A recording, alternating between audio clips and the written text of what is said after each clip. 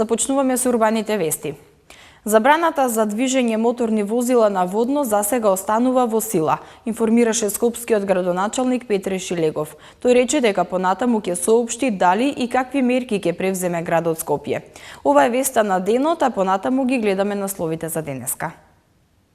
Општините во Македонија ќе управуваат со државно градежно земјиште.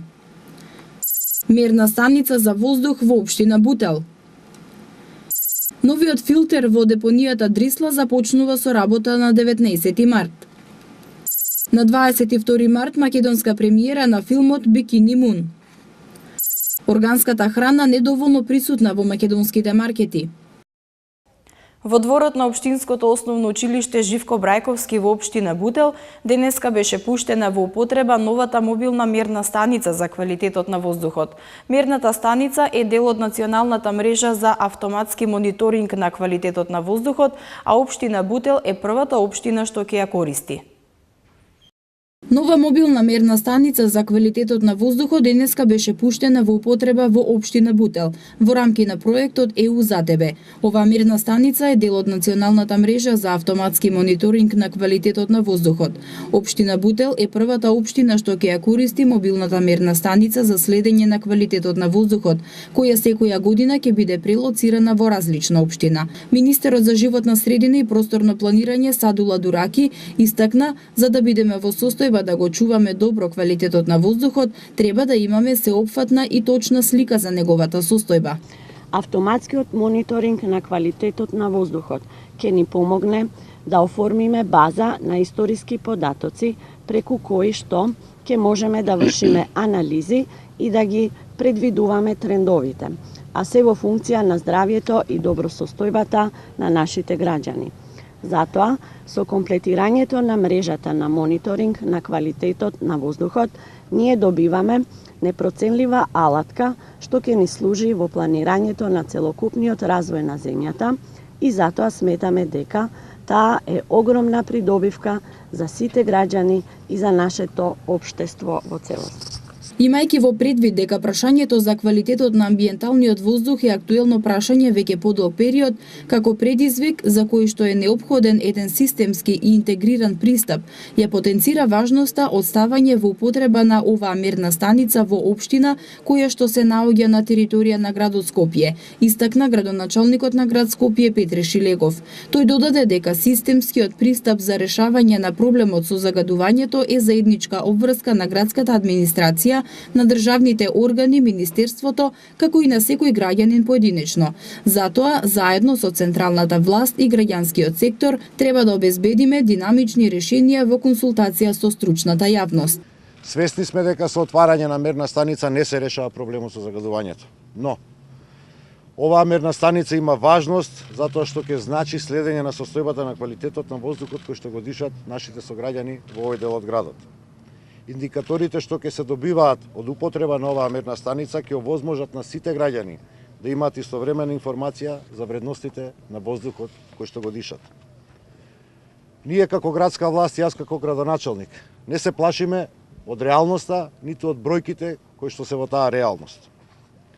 Бидејќи сме свесни и сме подготвени со загаденоста да се бориме и се грижиме за здравјето на нашите граѓани. Нема да пристапиме никогаш кон сокривање на важните податоци кои што се однесуваат на загаденоста на амбиенталниот воздух во Скопје. Градоначалникот на општина Бутел Велимир Смилевски се заблагодари за поставувањето на оваа мерна станица, каде, како што рече, жителите на Бутел ќе имаат целосен приказ што ќе се случува во општина Бутел. Во наредниот период, општината Бутел преку незината веб страница редовно ќе ги ажурира сите податоци кои што ќе ги добиваме од мерната станица и со тоа во наредниот период ќе преземаме обврски околу чистиот воздух во општина Бутел. Иако сум сигурен дека општина Бутел е најчистата општина во градот Скопје и во Македонија, но сепак ќе потврдиме со овие мерни инструменти. Мерната станица е поставена во дворот на Општинското основно училиште Живко Брајковски во општина Бутел, а корисник на овој проект е Министерството за животна средина и просторно планирање, со вкупна вредност од 272.000 евра.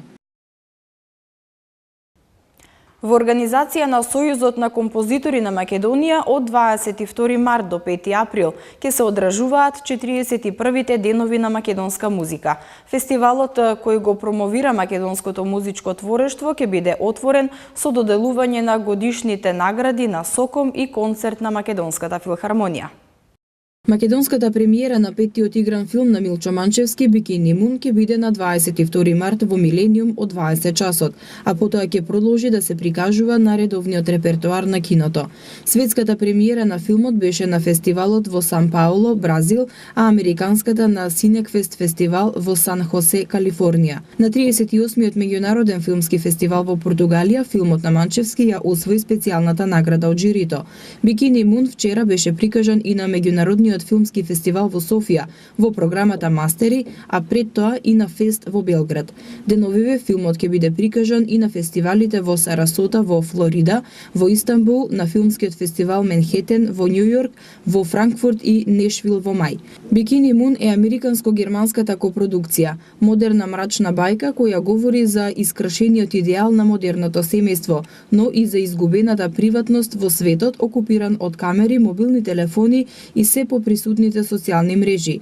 Структуриран е како филм во филм, во кој филмската стварност е двојно контролирана или двојно манипулирана. Главната хероина Бикини Мун Дейвс, која ја игра актерката Кондора Рашард, е повратничка од војната во Ирак. Таа е харизматична, енергична, духовита, убава и провокативна, но и ментално нестабилна. Незината приказна и незиното однесување не водат до работ на вистината и често не сме сигурни што е вистина, што фантазија. Филмот е во целост снимен на локации во Њу Јорк. Влезниците за Бикини Мун во кино Милениум ќе бидат во продажба од утре. Општините во Македонија добија право на управување со градежно неизградено земјиште. ЗЕЛС денеска потпиша договор со Министерството за транспорт и врски со кој доби право на трајно користење, управување, одржување и можност за надградба на информацискиот систем, преку кој електронски се спроведуваат сите постапки за отуѓување и давање под закуп на државното градежно земјиште. Од денеска ЗЕЛС доби право на трајно користење, управување, одржување и можност за надградба на софтверот кој што овозможува електронско спроведување на сите постапки за оттуѓување, но и давање под закуп на градежно земјиште сопственост на Република Македонија по пат на јавно надавање и по пат на непосредна спогодба кои што како законски форми се утврдени во постапките за градежното земјиште. За таа цел денеска беше потпишан договор за примопредавање на хардверската инфраструктура и софтверската програма, преку кој што се спроведуваат сите постапки од овој закон. Председателот на ЗЕЛС, Петре Шилегов, истакна дека во блиска иднина заложба на ЗЕЛС е сите општини да ги исполнат условите да управуваат со градежното неизградено земјиште и самите да ги спроведуваат постапките преку овој систем. Достега овој систем го користат 46 општини кои што ги имаат исполнето сите услови утврдени со закон и се стекнале со право да управуваат со градежното неизградено земјиште сопственост на Република Македонија. Остануваме посветени на своите членки, ги поддржуваме во користењето на електронските услуги за граѓаните, бидејќи тоа е една од главните стратешки цели на ЗЕЛС. Министерот за транспорт и врски Горан Сугаревски потенцираше дека менаџирањето на градежното земјиште во сопственост на Република Македонија ќе се води на најтранспарентен начин, согласно важичките прописи, а со денешниот договор ќе се овозможи децентрализација и во градежните политики, односно располагањето и управувањето со градежно земјиште во сопственост на државата да премине во надлежност на општините, а предностите на ова се веќе воочливи. Преку системот се овозможува ефикасност на целата постапка, бидејќи поднесувањето на документите се прави од било кое место и во било кое време. Исто така, преку системот се следи реализацијата на целокупната постапка, што овозможува висока прецизност и запазување на роковите предвидени со договорите. Генерално системот ја олеснува и ја забрзува целокупната постапка од поднесување на барањето па се до впишување на правото на собственост во катастарот. Интенцијата на владата на Република Македонија е што повеќе општини да управуваат со државно градежно земјиште и сите постапки за давање под закуп ќе ги спроведува ЗЕЛС. Ова го истакна премиерот Зоран Заев, кој додаде дека со ова општините ќе станат помоќни.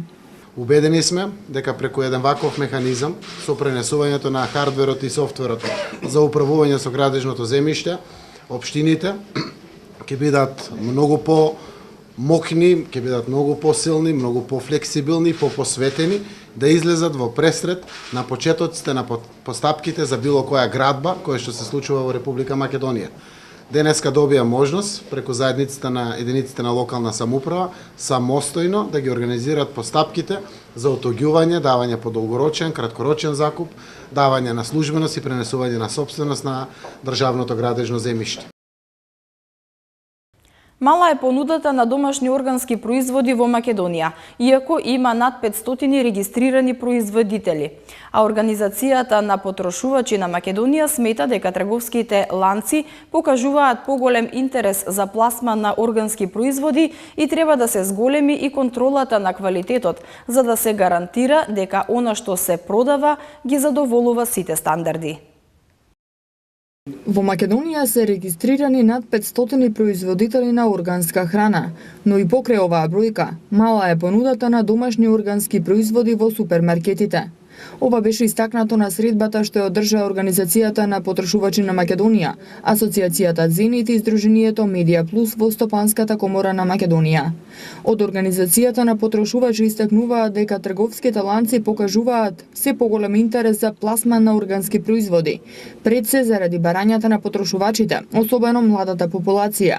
Исто така треба да се зголеми контролата на пазарот за да се гарантира дека она што се продава како органска храна ги задоволува стандардите и правилата на органско производство. Средбата ја поддржа проектот Преминете на органско, потрошувачите во центарот на земјоделската политика, со средства од Европската Унија преку програмата Одржливо земјоделство за одржлив Балкан. Со оваа иницијатива беше изработена апликација за мобилни телефони и интерактивна мапа Органски пат, со план за патување за посета на центри за производство на органска храна во Македонија, продавници, ресторани и сместувачки капацитети кои имаат органски производи во својата понуда.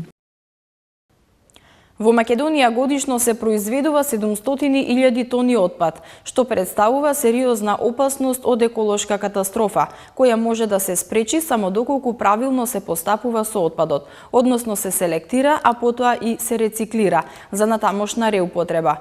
Во борбата со справувањето со отпадот, Министерството за животна средина како решение нуди изградба на легални депонии во секој град.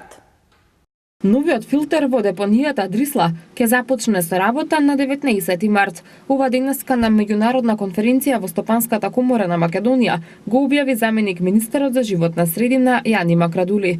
На конференцијата исто така беа презентирани европските искуства за улогата на компаниите што ги управуваат посебните текови на отпад. Справувањето со отпадот, како што напомена заменик министерот за животна средина Јани Макрадули, е комплексна задача, но истакна дека во соработка со општините и компаниите кои се занимаваат со оваа проблематика, очекува успех. Очекувањата се дека во иднина ќе започне преработката и на отпадот од гуми, масла и текстил, бидејќи, како што рече, тоа го бараат западните партнери на домашните компании. Макрадули исто така упати апел до градоначалниците да ја прифатат идејата за создавање на депонии во нивните општини, уверувајќи ги дека станува збор за различни од досегашните диви депонии. Апелирам во општините во кои што има например 8 или 10 илегални отпади да не пружаат отпор, што се вика, туку слободно да ги фатат европските текови, да направиме навистина регионални депонии во кои што од ѓубрето ќе правиме профит, од отпадот ќе генерираме работни места кои што ќе се грижат на современ, европски, модерен начин, ќе го менаџираме отпадот. Местото не е онаква депонија како што ги знаеме сликите од Струга, за жал. Тоа ќе биде место каде што ќе има работна сила нова, каде што ќе се произведуваат или нови суровини, или ќе се произведува енергија. Филип Ивановскиот пакомак тврди дека во Македонија само делумно се почитува легислативата за посебните текови со отпад, при што нагласува дека само дел од компаниите плаќаат надомест, со што се појавува нелојална конкуренција, а исто така и се нанесува и огромна финансиска загуба на државата. Во моментов функционирањето на колективните системи може да биде подобро. Имаме сега фирми кои плаќаат и финансираат за селекција на својот отпад, и на другата страна имате дел од фирмите, значителен дел, кои се уште никаде не плаќаат кон колективните постапувачи или кон државата, со што се нарушува конкурентноста на еден начин на компаниите, бидејќи овие што плаќаат имаат трошок екстра што другите го немаат.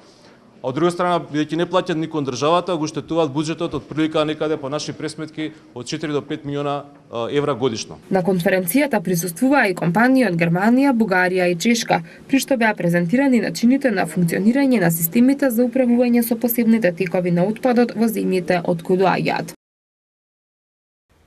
Минатиот месец е забележано зголемени цени на зелените пазари за разлика од истиот месец минатата година.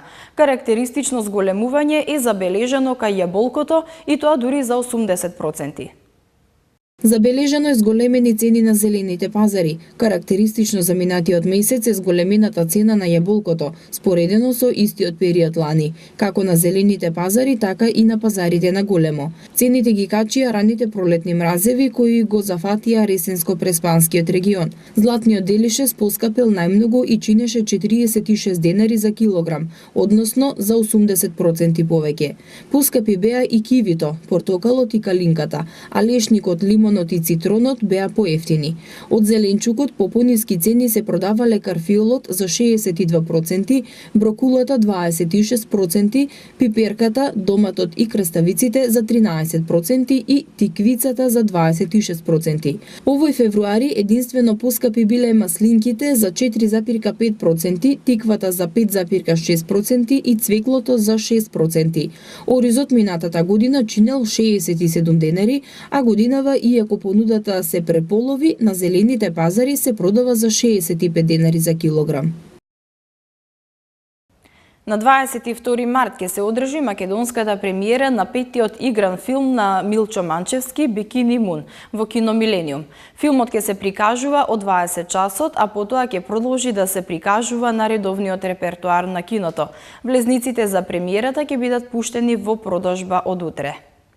Од 22 март до 5 април ќе се одржуваат 41-те денови на македонска музика во организација на Сојузот на композиторите на Македонија.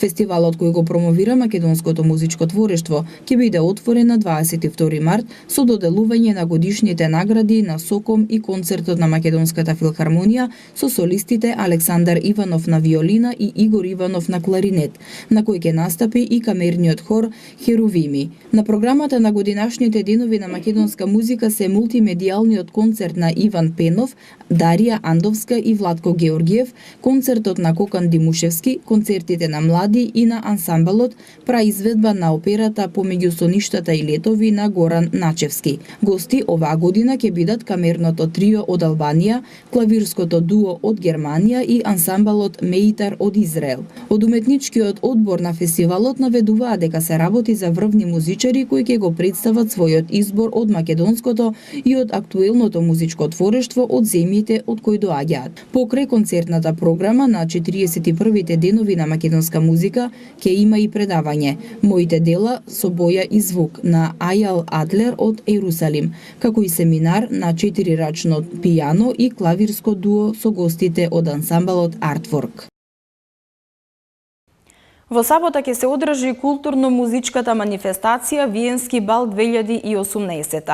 Организаторите 19 години поред овозможуваат и македонската метропола да има оригинален Виенски бал, а со тоа да биде рамо до рамо со сите светски метрополи каде се одржуваат овие манифестации во рамки на културната понуда. 19 пат во сабота во хотелот Александар Палас ќе се одржи културно-музичката манифестација Виенски бал 2018. Организатор е Сдруженијето за културна соработка Јохан Штраус, а покровител амбасадата на Република Австрија во Македонија. Тие овозможуваат и македонската метропола да има оригинален Виенски бал, а со тоа да биде рамо до рамо со сите светски метрополи каде се одржуваат овие манифестации во рамките на културната понуда. Од минатата година Виенски бал Скопје е ставен и на светската мапа на Виенски балови, а поради долготрајноста и успешноста во организирањето на балот кај нас, годинава организаторот доби и поздравно писмо од градоначалникот и гувернер на Виена, Австрија, доктор Михаел Хојпол. кој го поздравува организирањето на традиционалниот централен настан на општествениот живот во Виена и во Скопје. Во рамките на програмскиот дел, професионалниот оркестар Јохан Штраус ќе музицира под диригентство на Бисера Чадловска. Грациозните танчери на танцовиот клуб Прима Данца ќе ја воодушевуваат публиката со атрактивни танцови точки, а магијата на балетските точки на сцената на балот ќе ја донесат првенците на балетот при Македонската опера и балет Марија Кичевска и Бобан Ковачевски. Во среда и во четврток во поголем дел од земјава ќе се задржи суво време. Нови врнежи од дожд се очекуваат во петок, а особено за време на викендот, кога ќе биде и нестабилно со пороен дожд и грмежи. Во Скопје времето ќе биде претежно сончево со локална облачност и температура до 16 степени. Дневните максимални температури во четврток, петок ќе се задржат од 14 до 16 степени, а во сабота ќе достигнат до 21 степен. Со оваа вест ги завршуваме урбаните вести. Ви благодарам на вниманието. Останете понатаму со програмата на Прва Скопска. Довидување.